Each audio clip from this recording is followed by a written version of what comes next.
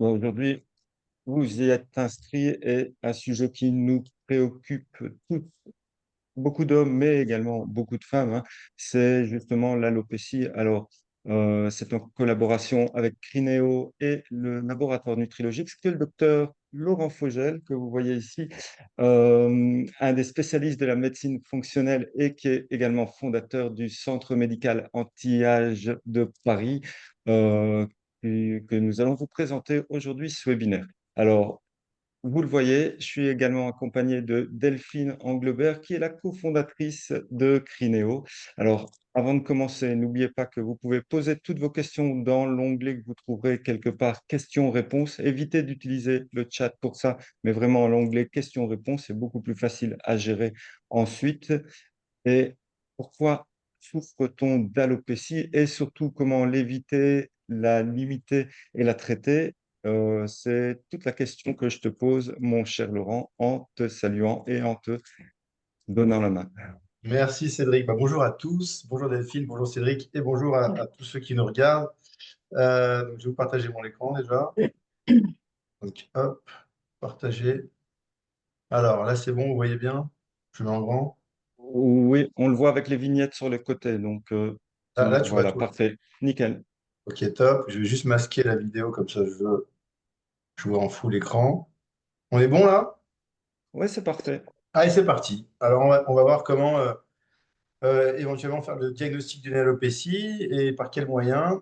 Voilà, donc le plan du webinaire, rapidement, on va voir quelques généralités, le cycle pilaire, on va le définir, parce que c'est important de bien comprendre cette phase. On va voir un peu comment on peut classer les différents types d'alopécie, et puis après on définira, on ira un peu plus loin dans les différents types, les causes donc d'alopécie, le bilan à réaliser et les traitements qu'on peut mettre en place. Donc, déjà, l'alopécie, ça vient du grec alopecia, chute de cheveux. Et en fait, ça dérive du mot alopex, le renard. Par analogie, en fait, tu as la chute des poils du renard au début du printemps, à la fin de l'hiver. C'est une perte de cheveux normale. Donc on a tous une perte de cheveux physiologique, hein, entre 25 et 100 cheveux par jour, et jusqu'à 175 cheveux lors des changements de saison. Donc, on est comme le renard, finalement, on perd nos poils au printemps et à l'automne. Une perte de cheveux se définit comme étant pathologique si on perd plus de 100 cheveux par jour pendant plus de 2 mois. Alors là, on peut faire un trichogramme qui permet de faire un diagnostic très précis, mais parfois, vous allez voir que la clinique peut suffire. Alors, on est à peu près programmé pour faire 25 cycles pilaires dans une vie. Donc, en gros, 25 cheveux. Une fois que ce dernier cheveu est tombé, bien, il ne repousse plus. Ça va être justement ce qui va nous intéresser dans les alopécies androgéniques, qui sont finalement les alopécies les plus fréquentes. Le cycle pilaire, il est asynchrone, c'est-à-dire qu'il est en mosaïque. Vous n'avez pas tous vos cheveux, tous vos poils qui sont en même temps dans la même phase. Heureusement, sinon ils tomberaient tous d'un coup. Et puis voilà. Donc, globalement, le cheveu, il pousse à peu près 0,35 mm par jour, soit environ 1 mm tous les 3 jours, soit 12 à 15 cm par an. Ça, c'est pour la moyenne. C'est fonction bien sûr du sexe, de l'âge, de l'ethnie, de la saison, etc. Il y a plein de facteurs qui vont influencer. En France, le record de chevelure, c'était 3,50 m. Et aux USA, j'ai trouvé, c'est la dame ici qui fait 17 mètres. Alors, elle a des dreadlocks, mais c'est ses vrais cheveux.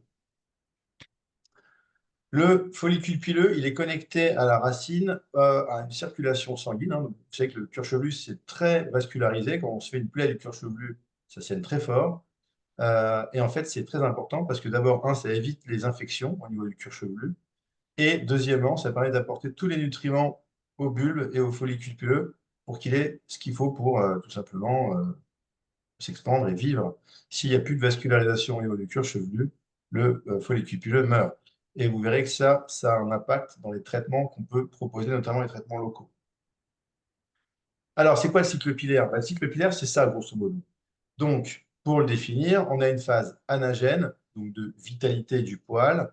Donc, si on regarde la phase anagène, c'est une phase de croissance. Donc, je parle de poils ou de cheveux, hein, c'est pareil, on a cycle pilaire pour les cheveux et pour les poils. C'est la période la plus longue du cycle pilaire, elle dure entre 2 et 6 ans.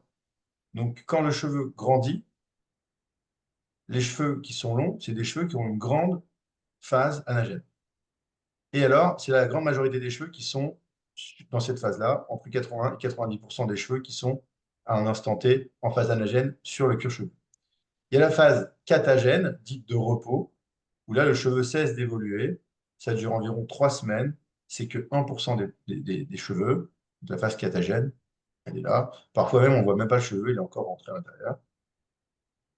Et la phase télogène, la phase de mortalité, où le cheveu, il se détache petit à petit de son follicule, et il est progressivement expulsé, et il est poussé en fait par le nouveau cheveu qui pousse en dessous, pardon, qui poille en dessous, j'allais dire, voilà, qui pousse en dessous, et c'est une durée à peu près de 3 mois, cette phase télogène. Vous voyez, le cheveu là, il se décroche de la papille dermique, et puis petit à petit, il y a le nouveau cheveu qui est en dessous qui repousse, et qui va pousser, et l'ancien, il va être expulsé.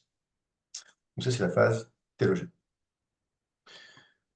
Alors, les alopécies, il y a différents types de classification en réalité, mais il y en a une qui est pas mal, c'est celle qui va traiter, qui va classer en alopécie cicatricielle primaire et secondaire, et en alopécie non cicatricielle, diffuse et localisée. Alors, on va regarder en détail qu'est-ce que ça veut dire tout ça. Donc, l'alopécie cicatricielle, elle est le résultat d'une destruction active du follicule pileux, ce qui n'est pas le cas de la non cicatricielle. Donc là, on a une destruction du follicule pileux. Le follicule pileux, il est remplacé par un tissu fibreux. Ça ne repousse plus, c'est foutu.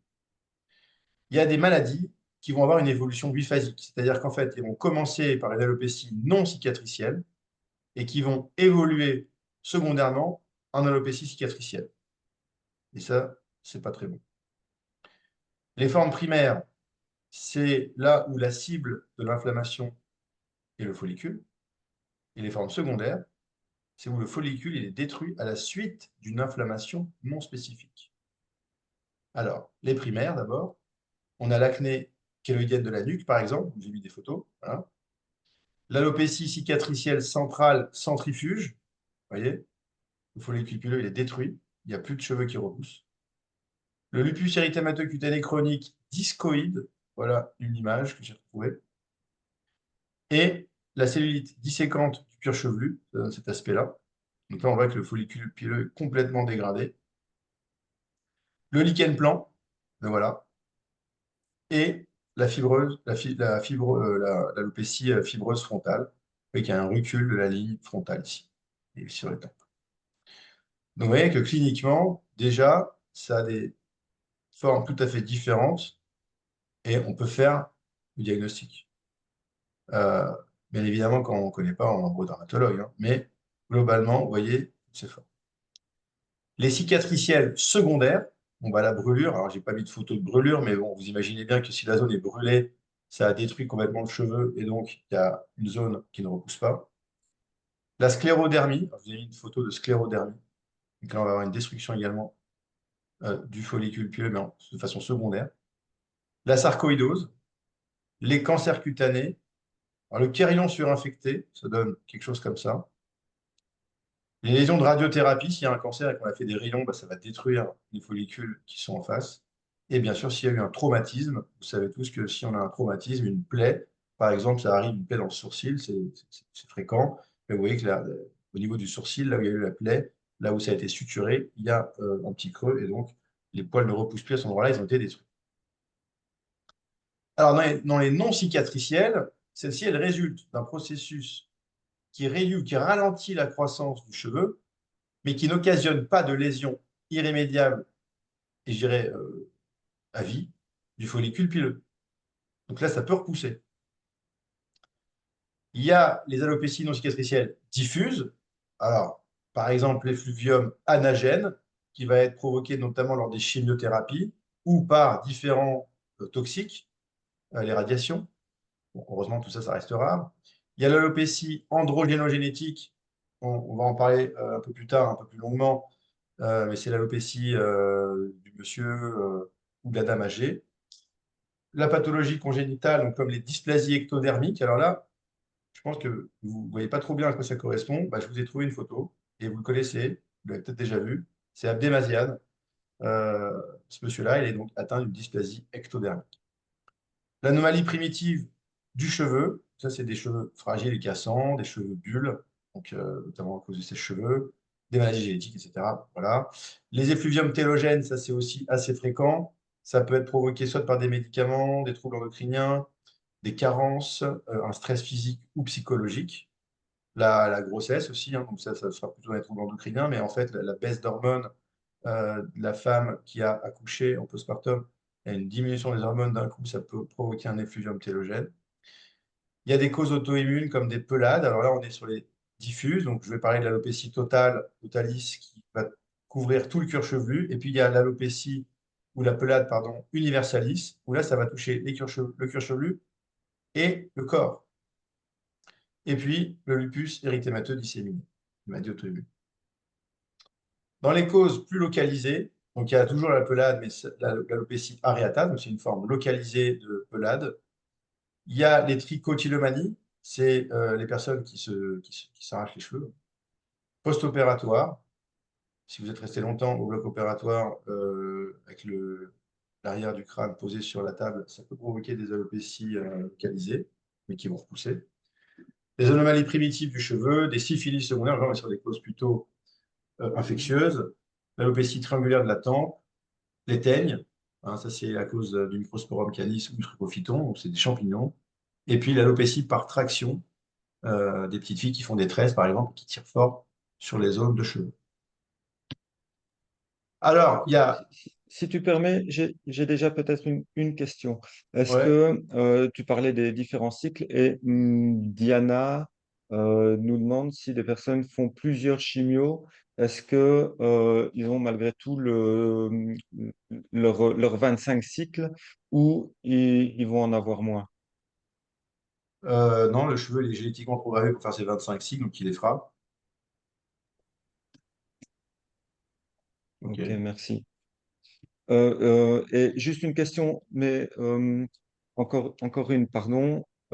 Mais Diana, faites attention qu'on est bien sur l'alopécie des cheveux, mais je vais quand même poser votre question, où elle nous pose la question sur l'épilation définitive. Euh, Mhm. Qu'est-ce qu'on peut penser de cette pratique pour la jeunesse? Est-ce que effectivement ça risque de ne plus repousser ou bien ça repousse malgré tout? Alors, c'est intéressant comme question. Là, je vais revenir rapido sur le... Voilà. Donc, l'épilation laser va détruire le follicule pileux ici. Donc, il se peut qu'il y ait un nombre... ouais. Alors, le nombre de séances, on ne peut pas trop le définir parce que ça dépend du nombre de cellules souches. En fait, ici, il y a le bulge. Le bulge, c'est une région de cellules souches qui va donner à chaque fois un nouveau petit cheveu qui va pousser. Donc, tant que ce bulge n'est pas détruit, il peut y avoir un nouveau poil qui va pousser. En principe, donc, l'épilation laser, tant qu'on est pubère, on peut attaquer. Voilà. Le truc de dire je fais une épilation laser à 20 ans, mais parce que j'ai pas encore eu d'enfant, quand je vais avoir une grossesse, est-ce que ça va repousser ou pas? Il n'y a pas vraiment de raison. En principe, si ça a été vraiment détruit, ça ne repoussera pas, parce qu'il n'y a plus il y a plus de cellules souches, il n'y a plus de poils qui repoussent.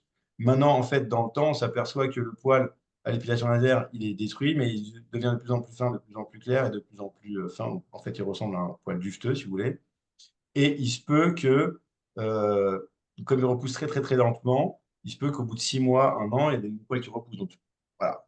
En principe, c'est quand même définitif, mais tout dépend de la patiente, du type de poil. Enfin, bon, il y a plein de facteurs.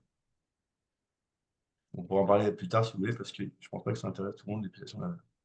Alors, on était là.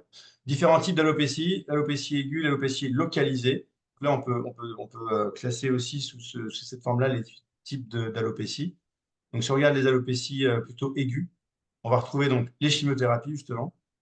Un stress aigu peut provoquer une chute de cheveux, un choc émotionnel, un choc affectif, des carences micronutritionnelles, des troubles hormonaux, une irradiation aiguë, heureusement c'est assez rare, et des alopécies localisées. Là, il faut rechercher des tumeurs, les brûlures toujours, les pelades, des rayons et des parasites.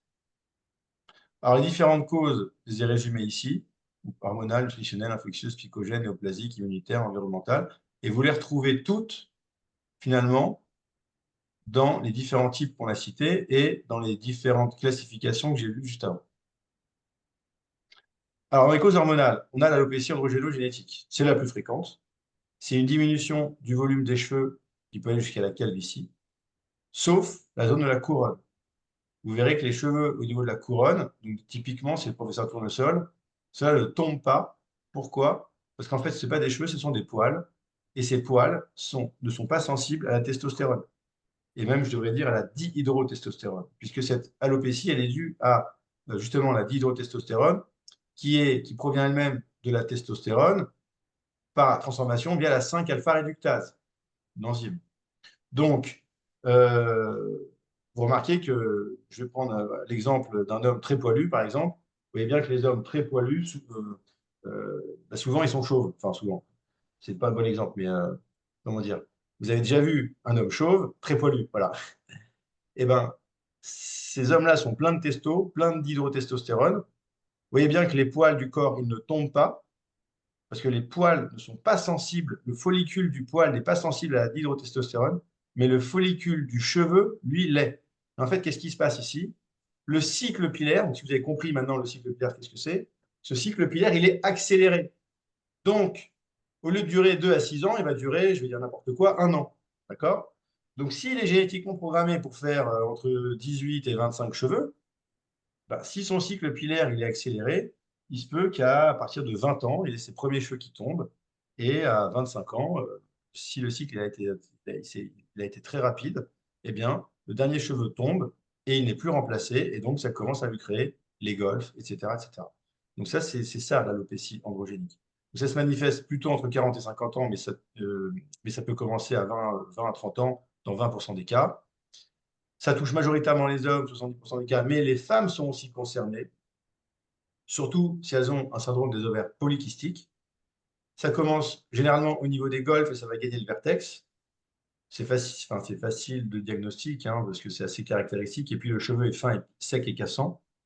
Et on peut l'évaluer justement par plusieurs échelles. Norwood, Hamilton chez les hommes et Ludwig chez les femmes. Alors justement, vous voyez, ça va donner ça. Donc ça, c'est l'échelle de Norwood chez l'homme.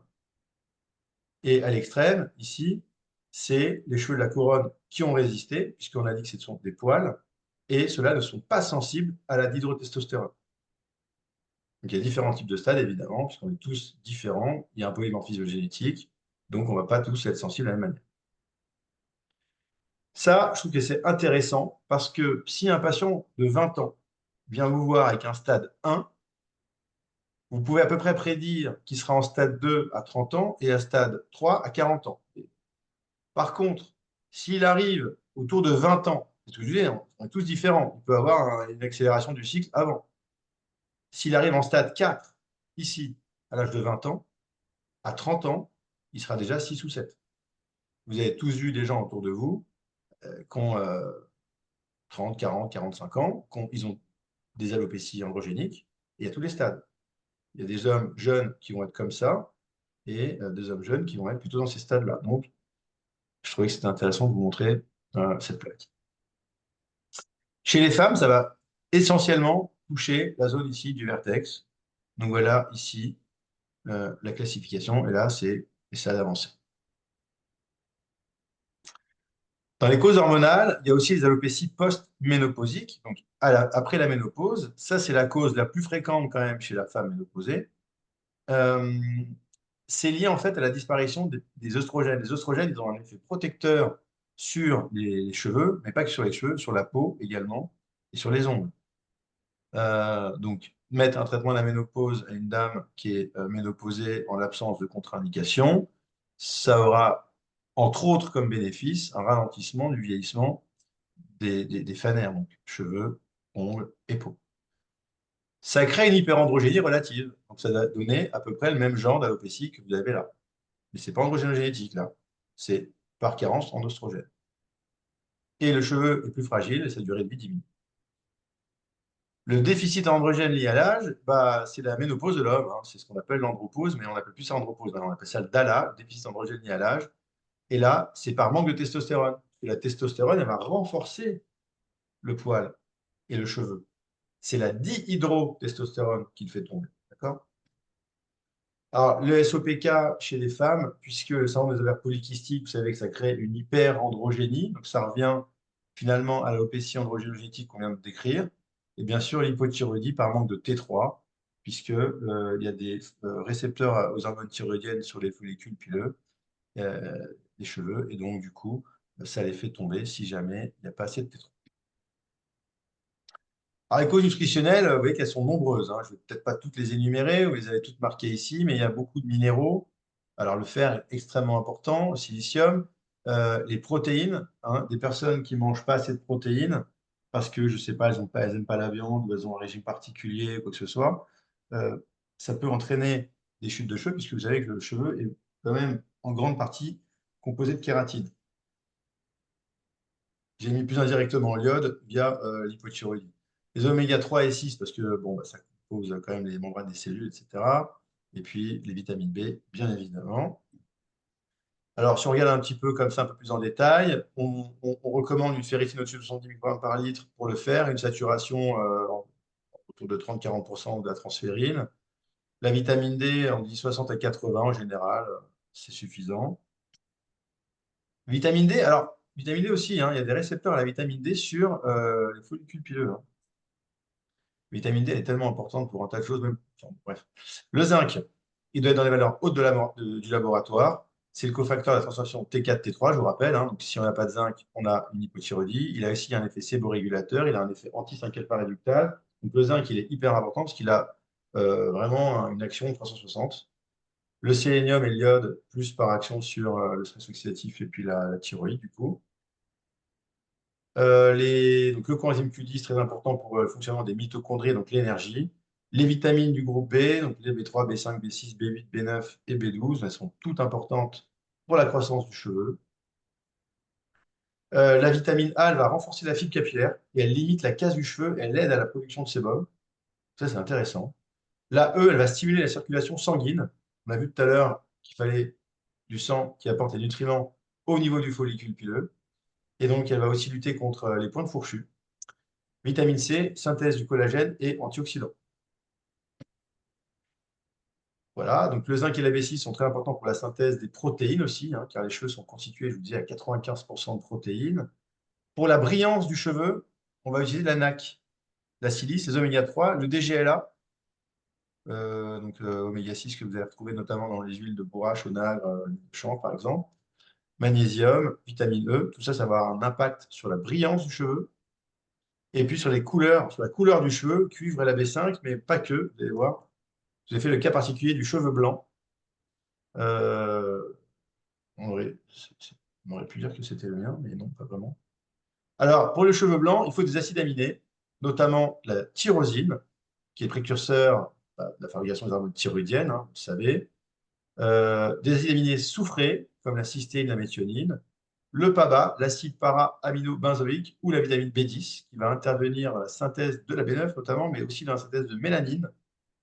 Donc, on dit qu'il faudrait prendre entre 12 et 24 grammes de PABA par jour en 6 semaines minimum. Bon, ça fait peut-être beaucoup. Il y a un produit chez Muscologix qui existe pour ça, Color Active.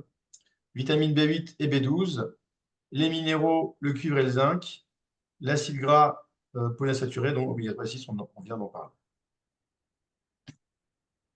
Alors, les catalases aussi sont importantes pour lutter contre le cheveu blanc. Les catalases, vous savez que ce sont des enzymes naturelles dont la production diminue avec l'âge. Elles ont une capacité de couper les lésions oxygène-oxygène du peroxyde d'hydrogène qui lui-même détruit la mélanine. Donc la catalase, elle a un rôle antioxydant par protection justement des radicaux libres qui vont détruire la mélanine. Elle permet de limiter l'accumulation du peroxyde d'hydrogène. Voilà, et c'est ce que je vous disais, donc, qui détruit cette mélanine et qui provoque la dépigmentation. Les cofacteurs des catalases, il y a le cuivre, le zinc, le manganèse, le fer, le sélénium. On retrouve un peu toujours les mêmes cofacteurs. Alors, le PRP et la LED aident à optimiser le fonctionnement des catalases. Donc ça, c'est intéressant. La photobiomodulation, les LED, la lumière, va agir sur les catalases. Vous voyez qu'on a un effet, l'effet physique de la lumière va avoir une action biologique. C'est la photobiomodulation. Alors, les causes infectieuses, j'en ai dit un mot rapidement tout à l'heure, mais globalement, vous avez les teignes, vous avez les folliculites bactériennes, les syphilis secondaires, le zona, qui peut donner également des alopécies cicatricielles, le VIH, alors c'est plus dû aux infections opportunistes, notamment teignes et folliculites, les leishmanioses, donc là ça donne des alopécies localisées avec des ulcérations du cuir chevelu, et les pédiculoses, hein, c'est les poux. Alors, indirectement, pourquoi? Parce que, on va se gratter la tête tellement fort qu'on va provoquer des alopécies. Bon, là, c'est vraiment des cas extrêmes. Normalement, c'est pris rapidement et il n'y a pas besoin d'avoir d'alopécie. Alors, les causes psychogènes, donc le choc psychologique, affectif, post-traumatique et le stress, fatigue, ça va être plutôt des chutes comme des effluviums télogènes. Les causes néoplasiques, cancer, radiothérapie, chimio, mais ça, généralement, on est quand même un petit peu orienté, hein. Les causes immunitaires, vous avez la pelade, qui est une maladie auto-immune. Dans la pelade, le follicule pieux n'est pas détruit. Donc, il y a une guérison qui est possible. L'évolution, elle va vers l'amélioration et la guérison dans 50% des cas. En principe, on dit en un mois, mais bon, ça peut être variable. Et les récidives peuvent arriver. Généralement, c'est traité par des corticoïdes locaux. Alors, on a l'alopécie areata, c'est la zone limitée, c'est ce qu'on a vu tout à l'heure. Totalis, tout le cuir chevelu. Et universalis, c'est l'ensemble du corps qui va toucher, y compris les cils et les sourcils. Ça, c'est les causes auto-immunes. Dans les causes environnementales, il y a, alors, j'aurais pu rajouter quand même la maladie d'Hashimoto par hypothyroïdie. Mais bon, Hashimoto, les anticorps de l'Hashimoto ne vont pas détruire les follicules pieux. Là, j'ai vraiment ciblé sur les maladies auto-immunes qui détruisent les follicules pieux. Mais Hashimoto via l'hypothyroïdie. Brûlure, irradiation aiguë, ça c'est les causes environnementales, les métaux lourds, hein, mais bon là, il faut quand même y aller. Il faut une sacrée intoxication pour avoir des alopécies. Les raticides, si jamais il y a un toxoraticide. L'arsenic, l'acide borique. Bon, ça, c'est plus anecdotique, je passe. Alors, quels sont les genres de bilans à réaliser? Donc, bah, on fait une numération quand même, pour regarder le taux d'hémoglobine, le VGM, etc. Parce que ça vous donne quand même une idée s'il y a une carence en vitamine B9, B12, par exemple, ou même en fer, hein. L'hématocrite aussi donne une idée de taux de testostérone, donc c'est pas inintéressant, la NFS. La CRP ultra sensible, ça vous donne un état de l'inflammation de bas grade du patient. L'inflammation va forcément pas favoriser une bonne pousse du cheveu. La créatine, moi j'aime bien la demander parce que c'est le reflet de la fonction rénale. L'albuminémie, on peut demander, reflet des consommations en protéines notamment. Et puis, bilan métabolique pour voir le métabolisme du patient. C'est important qu'il ait un bon métabolisme. Je demande un bilan hépatique complet, toujours pareil, hein, pour le reflet de la fonction hépatique. Bon, ça, on va pas dire que ça a un impact direct sur le cheveu, mais on va dire, c'est dans la prise en charge globale. Le bilan martial, bien sûr, avec la ferritine, le coefficient de saturation, la transférine et le fer sérique, je demande aussi. Et bien sûr, tout ce qui va être dosable dans les vitamines et minéraux. Alors, on peut demander l'homocystéine. Bon, si c'est une perte de cheveux tout court que le patient veut bilanter, ce n'est pas la peine de la demander. Mais c'est vrai que dans une prise en charge globale, c'est intéressant pour voir l'impact de la carence en B6, B9, B12 sur son homocystéine. Je vous rappelle que ça va donner une idée du risque cardiovasculaire et neurologique. Vitamine D, moi, je cible entre 60 et 80. Voilà, vitamine E, Q5, sélénium, Q10. Magnésium érythrocytaire, j'aime bien le demander. Je trouve que c'est quand même assez proche de la réalité. Bilan hormonal. Alors là, je demande la thyroïde, bien sûr. Alors là, moi, la thyroïde, j'y vais, hein. TSH, T4, T3. Je demande la T3 urinaire des 24 heures. J'aime bien ce test parce que je le rapproche, je le corrèle à la T3 libre et c'est très intéressant. On demande aussi les anticorps au moins une fois pour voir s'il n'y a pas une maladie Hashimoto sous-jacente. Quand on demande les urines de 24 heures, bah, autant demander l'iode aussi, hein. J'ai la T3, l'iode, et puis souvent je pousse et je demande le cortisol urinaire, hein. Comme ça au moins le patient n'a pas fait ses urines de 24 heures pour rien. Et je demande la désiodase de type 2, le polymorphisme génétique. Ça, c'est hyper important. Vraiment, j'insiste, mais sur les problèmes les patients qui viennent me voir au cabinet, j'ai deux types de patients qui viennent me voir, hein. Il y a les patients qui viennent en médecine fonctionnelle et dans leurs symptômes, il y a une chute de cheveux, mais il y a de la fatigue et autre chose. Donc, on va de toute façon faire un bilan exhaustif et on va demander la DIE2.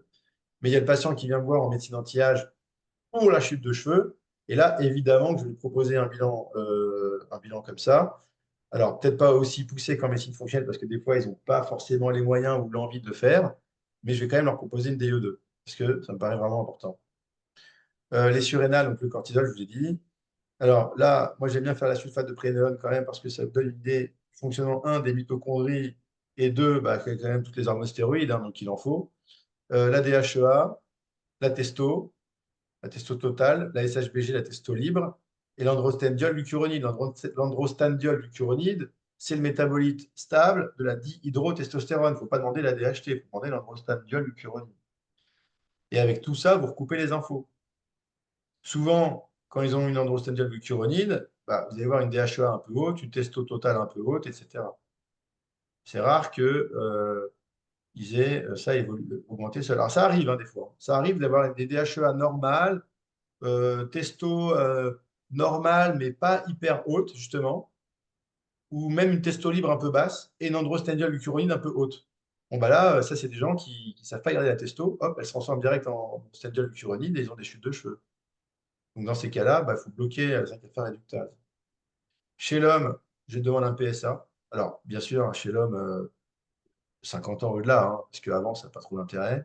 Œstrogène, progestérone, même chez l'homme, hein. Et chez la femme, alors, ça dépend. Si je fais la J3 du cycle, s'il y a une idée peut-être de SOPK, parce que je vais demander du coup le rapport LH sur FSH, les œstrogènes, et puis alors, à ce moment-là, éventuellement, je lui demande de faire une échographie des ovaires aussi.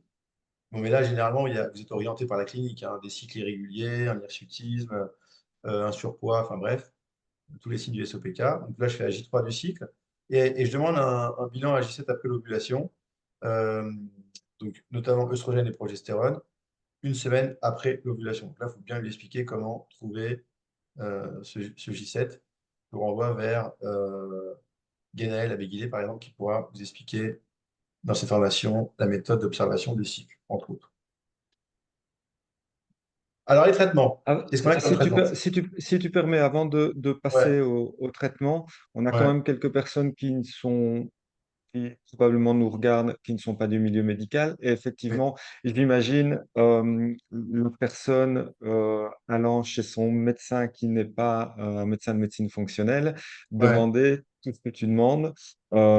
J'imagine la réponse du médecin et les insultes. Donc, la question, c'est est-ce que par la clinique, déjà, on peut avancer et avoir des pistes de solutions? Alors, moi, je vais vous dire très simple, hein, je ne supplémente pas vraiment si j'ai pas les preuves qu'il y a des carences, parce que à l'inverse, l'excès n'est pas bon non plus. Donc, il y a quand même des labos qui peuvent faire ces bilans sans remboursement. Bon, après, il y a quand même des médecins qui acceptent de travailler en duo avec le naturopathe ou le professionnel non médecin qui ne peut pas prescrire le bilan pour, euh, pour dépanner. Donc, s'arranger, mais ouais, alors après, tu peux faire doigt mouillé, mais bon, je ne sais pas. Moi, je recommande plutôt de faire un petit bilan quand même avant. Après, oui, tu peux avoir par la clinique, on l'a vu tout à l'heure, l'alopécie androgénique, par exemple. Mais comment tu Euh, vas savoir s'il a une carence en zinc, en sélénium, en Q10 comme ça? Moi, je pense que. tu connais la problématique, ne serait-ce que pour la thyroïde, de demander ne serait-ce qu'une T3 Alors, moi, je vais au te dire, médecin. maintenant, il y a depuis, c'est avril 24, je crois, ou mars 24, il y a Mhm. quelque chose qui est sorti au journal officiel. euh, et donc, c'est carrément au journal officiel, hein. C'est ils ne veulent plus qu'on fasse la TSH, T4, T3 d'un coup. C'est TSH tout seul. Si TSH pathologique, alors on a le droit de faire la T4. Et si la T4 elle est pas bonne, alors tu fais la T3. On peut faire 3 prises de sang pour avoir TSH, T4, T3. Donc moi maintenant, je ne me casse plus la tête, je mets TSH et je mets en dessous T4, T3 nous remboursés. Voilà, comme ça au moins, Mhm. c'est réglé. Sauf si tu as, ils définissent dans le journal officiel euh, 3-4 raisons qu'ils jugent bonnes ou et valables, où tu peux demander TSH, T4 tout de suite dès le début. Mais vraiment, Mhm. c'est compliqué. C'est Très compliqué même spécifique, pour ouais. nous. Ouais. Et c'est-à-dire que même nous, maintenant, moi j'ai des patients, des fois, je demande TSH, T4, T3, je mets T4, T3 non remboursés, et ben ils n'ont pas fait T4, T3. Ils ont fait que la Mhm. TSH. Ça, c'est quand même très choquant. Mais bon. D'autres questions? Merci. Non, pas pour le moment. Donc voilà, on peut aider. Il y a des laboratoires que vous connaissez qui peuvent faire ces bilans. Et sinon, je pense que c'est un peu compliqué de ne pas bilanter une alopécie, quoi, hein. Alors, les traitements médicamenteux, donc on a le finastéride. Alors, je vous dis ce qui existe, hein, je n'ai pas dit que c'est ce que je vous recommande, hein. Donc, le finastéride, lui, c'est un bloqueur de la 5-alpha réductase. Bon, il y a plein d'effets secondaires, notamment baisse de la libido et trouble de l'érection. Donc ça, c'est généralement pas trop apprécié. Le duastéride, il a l'AMM pour l'hypertrophie bénigne de prostate. Il est plus puissant que le Propécia encore, mais il y a plus d'effets indésirables et encore inconnus à long terme. Donc, voilà, moi, celui-là, je vous le dis complètement, oubliez-le. Et puis, alors, il y a le minoxidil en application locale sur le cuir chevelu. Lui, il va agir justement par vasodilatation des capillaires sanguins. Il apporte plus de nutriments aux cheveux. Intéressant, mais le problème du minoxidil, d'abord, un, ça donne des cheveux gras, c'est pas toujours très agréable. Et deuxièmement, si jamais ça déborde un peu sur le front ou sur les oreilles, ça fait des poils qui poussent. Et ça, c'est pas trop apprécié non plus. Il y a les compléments alimentaires, donc on peut proposer éventuellement des fois du collagène, puisque ça va apporter des acides aminés, notamment soufrés. Des multivitamines spécialisées, comme évidemment, hein, on est là pour parler du Crineo, mais vraiment très très bien, puisque vous verrez la composition. Il y a de la phytothérapie, hein, aussi qui va permettre de bloquer la 5-alpha réductase, dont l'orthyracine, le palmiénin, l'après le bambou. Euh, donc le palmiénin, c'est le saut-palmetto, hein, Serena repens. Voilà, donc ça, j'aime beaucoup avec l'orthyracine et le zinc. Il existe des traitements locaux donc, qu'on peut proposer au cabinet, donc, notamment de la mésothérapie. On va injecter différents types de vitamines, minéraux, des facteurs de croissance. On peut même faire du PRP, le plasma enrichi en plaquettes. Le PRP, c'est en fait, on prélève un tube de sang, on le centrifuge, on garde uniquement le sérum, le plasma, et on va le réinjecter. Ça, c'est validé uniquement dans le cadre de l'alopécie androgéno-génétique et rien d'autre.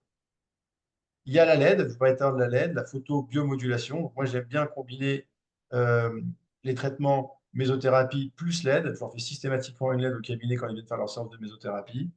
Euh, c'est bien de combiner les techniques, hein. Très franchement, moi maintenant, quand j'ai des alopécies, j'aime bien donner le complément alimentaire, donc le complément alimentaire, le traitement local par mésothérapie LED, et même des fois, je donne un peu de cosmétique. Alors, je ne donne pas, du coup, le minoxidil, vous avez compris pourquoi. Mais parfois, je peux donner des complexes ici qui existent.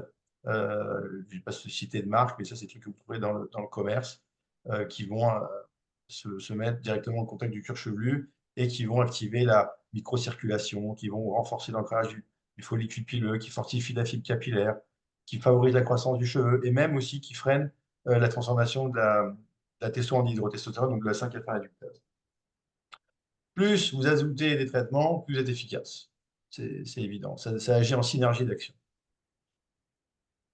Alors là, on est à l'extrême, hein, c'est carrément les traitements chirurgicaux de la greffe de cheveux quand il y a un patient, alors ça peut être des hommes ou des femmes, qui ont une chute de cheveux et qui veulent, ça les gêne. Ça, c'est parfois très gênant socialement, mais aussi par rapport au patient dans son regard à lui-même dans la glace. Euh, on peut proposer des greffes de cheveux, mais il faut que ce soit possible. Il ne faut pas qu'il ait une perte trop importante, parce que s'il a euh, une perte qui est trop importante, ben, on ne pourra pas couvrir tout et ça sera pas réalisable. Et voilà, si jamais vous avez un bouquin à lire, eh bien, il y a le bouquin de Anne David coécrit avec Stéphane Résimon, que je peux vous recommander. Et moi, je crois que j'ai terminé. Je laisse la parole à Cédric.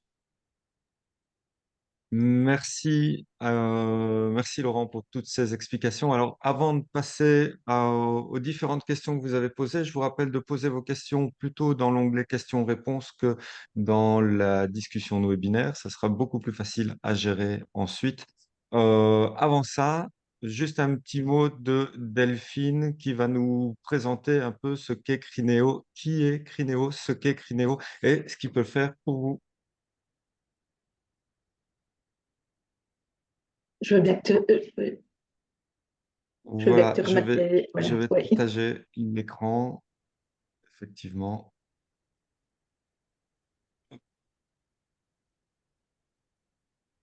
je te remercie. Et voici. Donc, bah oui, moi je suis Delphine, donc la cofondatrice de Crineo. donc avec Salva Piscopo, qui s'est occupé de toute la partie au niveau science. Moi, je ne suis pas scientifique, mais j'en connais maintenant un paquet sur les cheveux, je peux vous dire. Donc voilà, ici, moi, je vous présente Crineo, donc, qui sont les cures qu'on met en place. Donc, oui, tu peux passer à la prochaine, au prochain slide. Voilà. Donc, c'est une gamme qui est 100% naturelle, qui aussi offre une approche homme et femme, parce qu'on n'a pas les mêmes.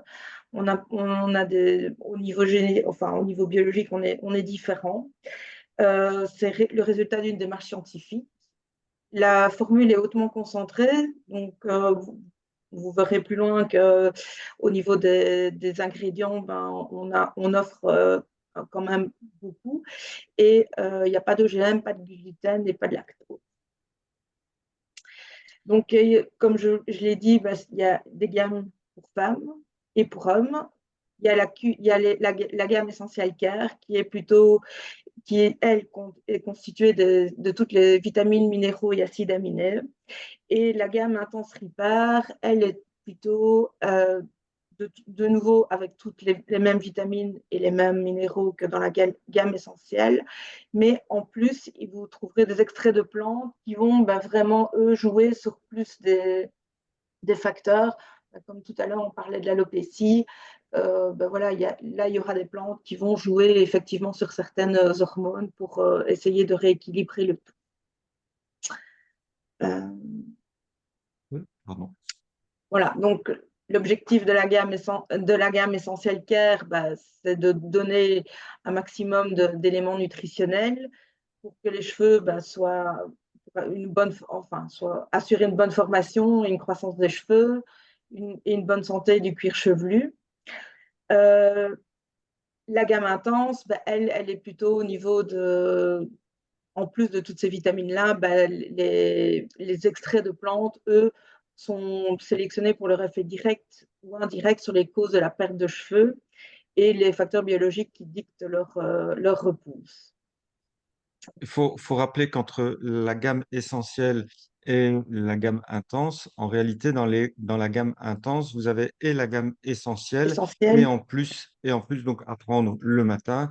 Et vous avez en plus la partie nuit avec justement tous les extraits de plantes Voilà. dont Laurent vous a parlé tout à l'heure, hein. Je te laisse Donc, continuer, pardon.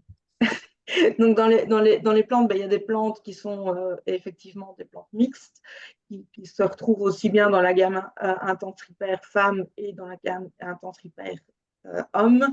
Et donc voilà, il y a le safran, l'extrait de safran qui joue sur le stress et l'anxiété, le palménin qui est un régulateur d'hormones pour justement diminuer la synthèse de DHT, l'extrait de raisin et l'astaxanthine qui sont des antioxydants. Et alors, en plus de ça, donc au niveau de la gamme masculine, vous avez l'extrait d'ortie iodique, le tribule terrestre et le Pygénum africanum, voilà, qui vont voilà, normaliser le taux de testostérone. Et au niveau féminin, il y a les extraits de luzerne, de graines de lin, de sauge, de houblon, qui eux vont harmoniser le taux d'œstrogène. L'extrait de brocoli, qui va avoir une action de détox sur le foie, et la poudre de membrane 2, qui va aider à la constitution du collagène pour améliorer la santé du cuir chevelu. Alors, Donc, juste voilà. pour information, pardon, je te coupe Delphine, mais je vais avoir quelques questions à te poser juste ensuite. Juste pour votre information, hein, donc vous pouvez commander soit sur le site Crineo, vous trouvez une quantité d'informations sur les différents produits, justement de la gamme Crineo, ou pour ceux qui ont l'habitude de commander chez Nutrilogix, vous pouvez effectivement commander également chez Nutrilogix. Alors, avant de passer aux questions pour Laurent, d'abord, moi, je voudrais quelques petites précisions, Delphine, pardon. Euh, qu'est-ce qui... Bon, moi, quand je vais dans une pharmacie, il n'y a rien à faire. Je vois toujours une marque que je ne vais pas citer, mais qui commence par A et qui finit par IN. Et la grande différence avec les players qui se trouvent dans les supermarchés, j'allais dire, dans les pharmacies justement, ou dans le commerce? Ben, la grande différence, ben, c'est la composition qui est vraiment une composition améliorée. On trouve Mhm, quand même 16 vitamines, minéraux ben, et acides aminés, comparé à certains autres produits également qui ne contiennent pas du tout de kératine. Ben, nous, on en a. Euh, il y a aussi ben, pas d'additifs. Donc, on est 100% naturel, pas d'additifs, pas de conservateurs, pas de colorants. mhm, Euh, on n'a pas de fer ni de cuivre dedans pour la simple raison qu'en fait, ben voilà, comme c'est mélangé avec les vitamines ben, et que ça pourrait avoir un effet pro-inflammatoire. Donc, c'est pour ça il vaut mieux prendre le cuivre et le fer, je veux dire, à distance. Et puis mhm, surtout aussi, ben, la grande différence qu'on a, c'est la quantité. Donc en fait, ben, en période de chute de cheveux, on a besoin de plus des 100% des apports journaliers qui sont recommandés.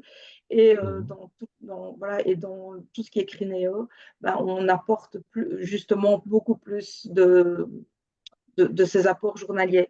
Donc, tout ce qui est vitamine D, justement, ben, on en parlait que c'était très important, ben, on est à beaucoup plus, à plus de 100%. mhm. Ben, on reprend toutes les vitamines que justement le docteur Fogel a citées dans les vitamines B, les vitamines A, la vitamine E. Donc voilà, on a vraiment ça, c'est vraiment assez complet à ce niveau-là. Donc, on Mhm. couvre vraiment beaucoup, beaucoup de choses.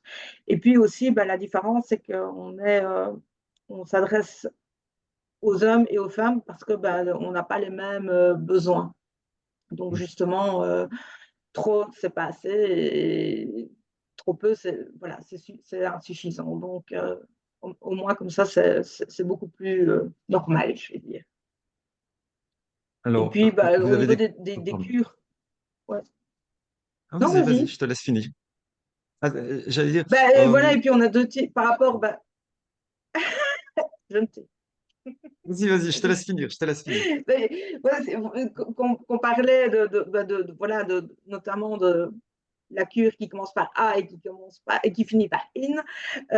Ben, nous, on a deux types de cures puisque ben, voilà, il y a, je veux dire, les personnes qui veulent prendre soin de leurs cheveux au, tous les jours, ou qui ont les chutes de cheveux saisonnières, ben, on aura la gamme essentielle. Et pour les personnes qui ont des problèmes plus importants, ben, la gamme intense alors leur sera plutôt conseillée.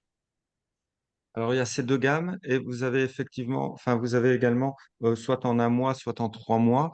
Oui. Euh, Combien de temps est-ce que je dois prendre ça pour pour commencer à avoir des résultats?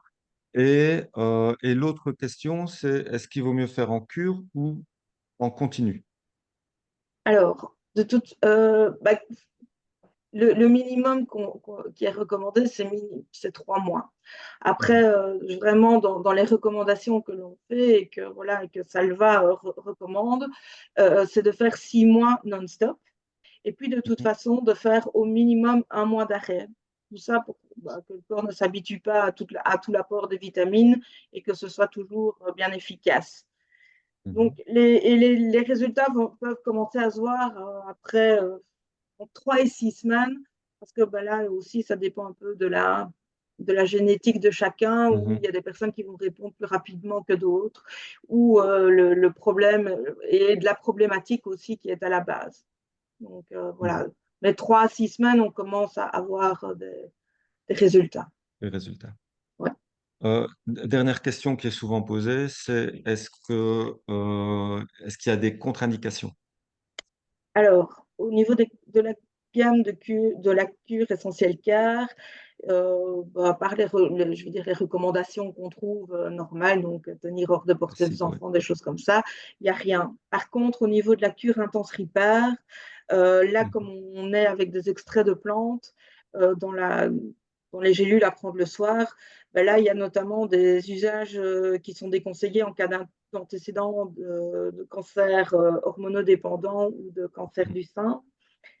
La gamme intense est aussi à ne pas utiliser quand on est en période de grossesse ou d'allaitement. Euh, et chez les enfants, et enfin surtout adolescents de moins de 21 ans. Mhm. Et il est toujours aussi recommandé comme, voilà, de demander l'avis d'un médecin, enfin en tout cas de la personne qui nous suit, en cas d'usage de traitement pour l'hypertension, le diabète, voilà, Mhm. l'hypothyroïdie, pardon, ou alors la dépression, enfin voilà, des choses, je vais dire, normales Ouais. parce qu'il y a des plantes et que voilà, les plantes peuvent parfois avoir un effet plus négatif sur certaines choses. Et alors, juste une remarque aussi, éviter de prendre en plus un multivitamine quand on prend déjà ça, parce que évidemment, il est tellement déjà complet que c'est déjà un multivitamine en soi au Oui. départ. Donc, effectivement, comme quand on prend un multivitamine sur du long terme, à un moment donné, il faut quand même faire des petits dosages pour aller s'assurer qu'on ne soit pas occupé d'exploser Voilà. les plafonds. Merci Delphine pour ces précisions. Et en parlant d'exploser les plafonds avec les dosages, Pauline me demande le niveau de fer sérique. Quelles sont les valeurs recommandées? J'ai donné tout à l'heure les valeurs de Oui, il me ferritine semble, hein. et de coefficient de saturation de la transférine. Il faut que ton fer sérique il soit dans les normes labo. Je n'ai pas de cible pour le fer sérique. Mhm. OK. Mais faire attention quand même Euh, qu'il ne soit pas trop haut non plus, parce que s'il est très haut, ça peut être, tu peux être ton patient en excès de fer. mhm. En ce qui concerne, Chloé qui nous demande, en ce qui concerne l'alopécie androgénique chez les femmes spécifiquement, Oui, pouvez-vous évoquer la part génétique versus androgène dans la pathologie? Comment est-ce que ça fonctionne? Est-ce que du coup cela est héréditaire également sur les enfants ou les personnes atteintes de façon irrémédiable oui, sur plusieurs générations? il y a une part héréditaire dans l'alopécie androgénique. Après, le pourcentage, j'en sais strictement rien. Je pense on peut pas dire. Voilà, il y a une transmission génétique de l'alopécie androgénique. Mais il y a toujours la génétique et l'épigénétique, ce qu'on a et ce qu'on en fait. Exactement, bravo. L'influence de l'environnement sur l'expression des gènes. Donc, tu peux avoir le bagage génétique, mais en fonction de ton mode de vie, etc., est-ce que ça va se déclencher ou pas? Voilà. Donc ça, Voilà, ça peut me faire rebondir sur une autre question aussi. Enfin, c'est pas vraiment une question, mais c'est plutôt une affirmation, je pense, où ouais. effectivement les produits qu'on va appliquer sur les cheveux peuvent provoquer une alopécie, comme le gel, les différentes couleurs Oui, qui oui, il sont faut faire mises, attention à se former, bien sûr. Ouais. et de par les perturbateurs endocriniens qu'on va trouver justement dans ces produits. Michel qui nous demande, est-ce que tu peux parler de l'alopécie centrale centrifuge du vertex et de ces de ces facteurs micronutritionnels? Facteur micronutritionnel, alors l'alopécie centrale centrifuge, déjà, c'est plutôt une forme courante de cheveux qu'on va voir plutôt chez les patients d'origine africaine. Mm. Ça commence souvent au niveau du cuir chevelu, puis ça s'étend de manière centrifuge, circulaire. C'est souvent associé à des traumatismes répétés sur le cuir chevelu, voilà, comme l'utilisation des coiffures serrées, les tresses, les extensions, tout ça, les traitements chimiques agressifs aussi, parfois ça peut, tout ce qui va être défrisage, coloration, etc., ou l'utilisation fréquente de chaleur. Il y a peut-être aussi une composante un peu génétique et inflammatoire dans cette alopécie centrale centrifuge, mais bon, je ne pourrais pas en Mhm. dire plus. Le diagnostic, souvent, c'est posé par le dermato quand même, qui va faire une petite biopsie. Alors, déjà, il se base sur la clinique généralement et l'interrogatoire, mais il va faire éventuellement une biopsie. Et les traitements, c'est plutôt des traitements à base de corticoïdes locaux, injections, euh, pour essayer de baisser l'inflammation locale. Et voilà, j'ai trouvé des trucs sur l'hydrochloroquine et le minoxidil en local, mais bon, voilà. Je pense que ça, d'un point de vue micronutritionnel, il n'y a pas grand-chose à faire là-dessus. Ok. Christine qui nous demande un homme de 75 ans, pardon, 75 pour les Belges, séance de radiothérapie et d'hormonothérapie et maintenant en chimio suite à des cancers de la prostate métastasés. Que peut-on lui donner en début de perte de cheveux? Ouais, là, c'est lourd, hein. Radiothérapie, chimio, etc. Mm, Donc, déjà, je pense qu'il va falloir attendre un peu la fin de ces traitements. c'est ça, ouais. Ça va être compliqué. De toute façon, tu peux donner ce que tu veux. Avec les chimios, il va avoir des effluviums, anagènes et compagnie. Donc, voilà. Généralement, ils se couvrent la tête, les gens hein, qui sont atteints de cancer et sous chimio. Et puis ça repousse spontanément à l'arrêt. Après, on peut toujours proposer un petit soutien micronutritionnel, mais je pense que ça soit argumenté par un bilan. Ouais. Alors là, pour le coup, on n'est pas sur de l'hormono, hein, c'est vraiment juste voilà, peut-être des vitamines B, etc., pour fortifier et pour apporter aux cheveux. Bien manger de la protéine, hein, parce que quand ils ont un cancer, souvent ils sont en anabolisme. En fait, ils ont un métabolisme. Le cancer bouffe un peu le patient de l'intérieur, c'est-à-dire qu'en fait, Mhm. il va perdre beaucoup d'énergie, il va perdre du poids, etc. Donc, faut penser à bien manger, notamment protéiné. Et, euh, et peut-être faire un peu de photobiomodulation, la LED, c'est pas agressif. Puis ça aide toujours. Voilà. Puis de la mésothérapie, mais ça, c'est après. Vraiment, si jamais, Ouais. une fois qu'il a fini ses traitements, on peut aider avec un peu de mésothérapie localement. Ouais, pendant le traitement, il n'y a pas grand-chose. Michel, toujours qui nous demande comment influencer la phase anagène par la prise en charge micronutritionnelle. Par les différents micronutriments qu'on a cités, hein. On a cité, hein, ce qu'on a cité, ouais. Euh, Florence qui nous demande juste une précision. Elle testait les oestrogènes et la progestérone. Est-ce que ce n'est pas le J21? Je sais Alors, pas ce ouais, que tu as dit tout à l'heure. bah, en fait, j'ai dit qu'on faisait la J3 pour les femmes. Alors, tout Mhm. dépend. Si on ne recherche pas de SOPK, effectivement, moi, je fais mon bilan entre J18 et J22 du cycle, c'est-à-dire une semaine, grosso modo, après l'ovulation. Donc, soit elle est capable de comprendre, de trouver son J7 post-ovulation, soit elle n'est pas capable, et dans ce cas, on lui dit J18, J22, ça donne une idée. Donc, c'est J21, voilà, si elle a ovulé à J14, ça fait J21. Et si jamais je recherche une SOPK, je vais demander l'oestrogène à J3 et je redemande œstrogène progestérone à J7 après l'ovulation, donc à J21. C'est ce qui était écrit Mhm. dans le document. Est-ce que certaines huiles végétales et essentielles peuvent réduire la perte de cheveux? Les huiles végétales essentielles, les huiles essentielles. Des huiles végétales. Bah, toutes seules, non, hein, faut pas rêver, hein.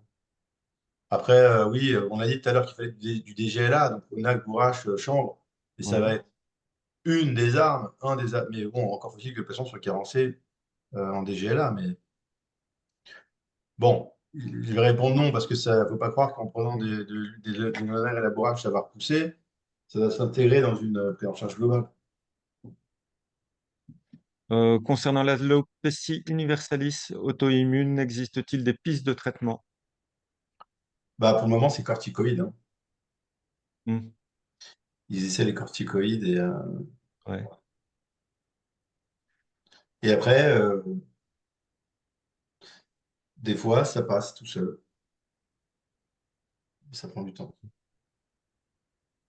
Vincent, question intéressante, enfin, tout comme les autres, mais qui m'intéresse plus peut-être. Comment estimer le résultat en pourcentage comment est-ce qu'on estime le résultat, pardon? Est-ce qu'on l'estime en surface de cheveux retrouvés ou est-ce qu'il y a un moment où c'est trop tard? Attends, tu peux me la refaire, s'il te plaît? Donc, oui, pardon, parce que je suis en train de Ah, lire et en train d'essayer de tu composer dans l'as ma peut-être tête. pas bien posé la question. Oui. Pas la Euh, question. com- comment est-ce qu'on peut estimer le résultat? Est-ce qu'on peut l'estimer en pourcent, enfin, est-ce qu'à partir d'un certain moment, on va retrouver un pourcentage sur nos cheveux et on va se dire, OK, enfin, de nos cheveux, et on va se dire, OK, le résultat est bon, correct, ça y est, lève la partie. Reviens, reviens, Léon. T'as des petits appareils comme ça, là, où Mhm. tu peux aller regarder exactement la densité de poils, de cheveux. Donc, tu peux estimer comme ça, tu peux regarder l'évolution. Bon, après, je dois reconnaître que je n'utilise pas fréquemment. Je le fais au visuel, il faut que tu te rends compte quand même.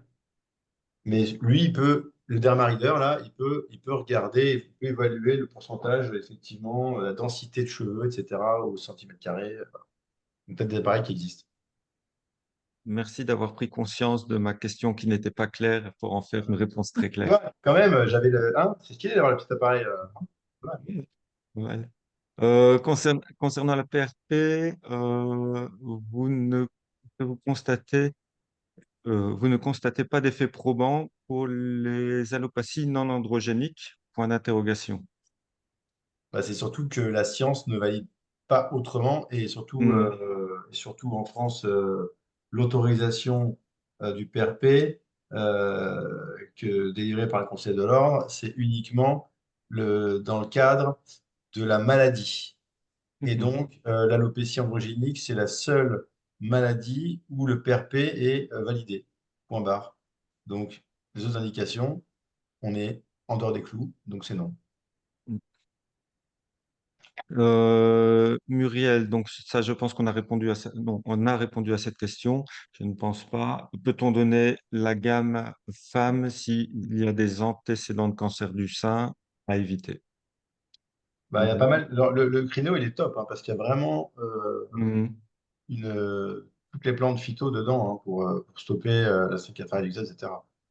Maintenant, Mhm. comme tu l'as dit tout à l'heure, en mono, il faut faire attention. Ouais, ouais. Euh, je vais passer aux quelques dernières questions. Si on opte pour une greffe, y a-t-il une supplémentation à conseiller pour favoriser éventuellement la repousse? Alors moi, mes patients qui viennent faire une greffe de cheveux, systématiquement, vous vous en doutez, ils ont droit à un bilan. Déjà, il y a un bilan préopératoire, mais moi, je profite du bilan préopératoire pour glisser les vitamines, etc. Donc oui, forcément, si le patient a des carences vitaminiques, c'est du bon sens que d'aller le supplémenter, parce que plus il va avoir des bons niveaux de vitamines et minéraux, plus tu as de chances que la greffe, elle prenne bien, qu'il ait moins d'inflammation, qu'il n'ait pas un rejet, justement, que ça cicatrise mal. euh, voilà. Et donc, souvent dans les greffes, on va même proposer de la LED et un peu de mésothérapie derrière pour arroser le nouveau cheveu qu'on a implanté.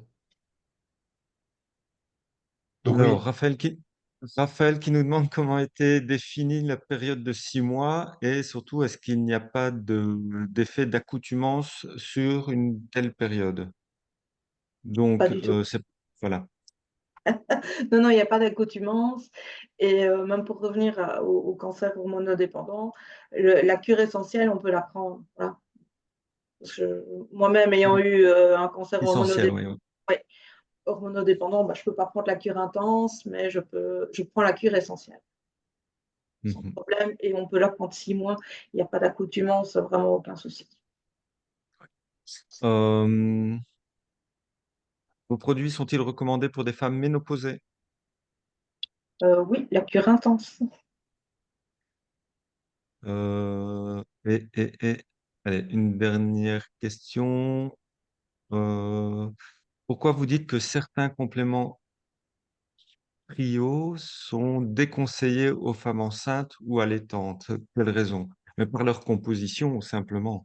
Il y a certaines choses où, parfois par manque d'études et précaution. par précaution, ouais, j'allais dire par Bon crainte, emploi. eh bien, effectivement, on évite, on évite. Voilà, simplement.